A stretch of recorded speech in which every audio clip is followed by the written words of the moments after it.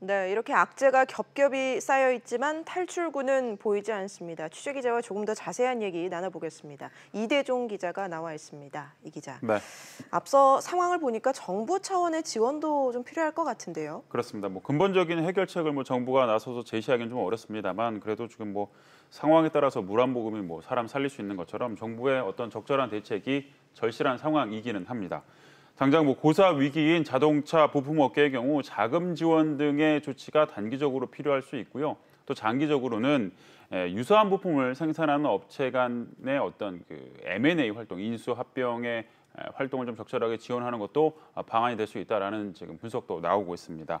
업계 내 불필요한 경쟁이나 어떤 수익성 제고에 도움을 줄 수 있기 때문으로 보이고 있는데요.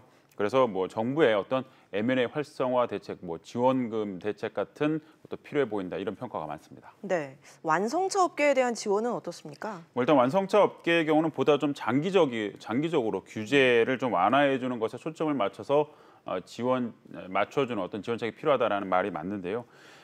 수소차를 일단 예로 들게 되면 우리보다도 훨씬 출발이 늦었다고 평가를 받았던 일본의 경우에 아베 정부의 어떤 확실한 규제 완화와 지원책 덕분에 어느새 우리보다도 훨씬 앞서 있다라는 평가가 지금 많습니다.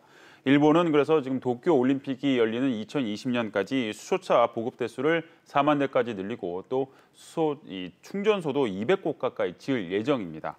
이를 위해서 각종 규제 완화는 잘 따라왔었는데요. 일부 전문가들은 10년 안에 미래차의 어떤 비중이 전기차와 수소차로 양분화될 것으로 보고 있습니다. 전략적인 접근이 필요해 보이는 때입니다.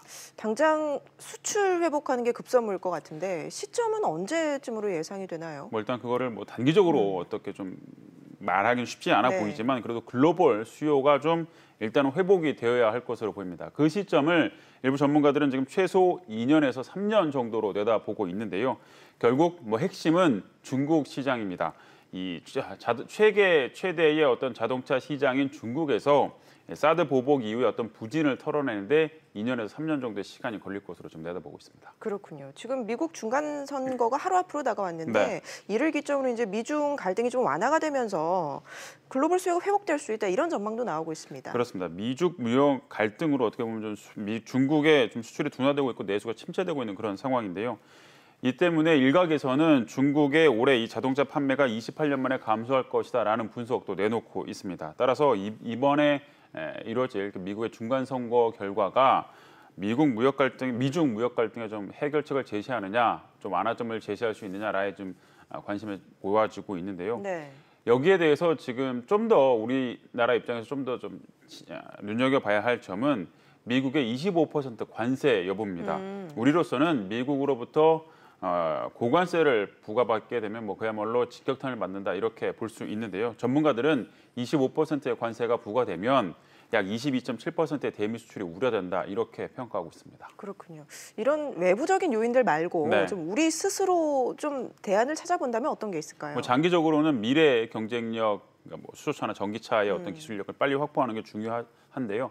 물론 이런 기술을 빨리 확보하는 것도 중요하지만 이런 미래 기술들이 당장의 어떤 먹거리를 창출해 주지는 않기 때문에 당장 올해 연말이나 내년 초에 어떻게 살 것인지도 좀 궁리를 해봐야 합니다. 이 때문에 대부분의 완성차 업체들은 신사 출시에 좀 열을 올리고 있는데요.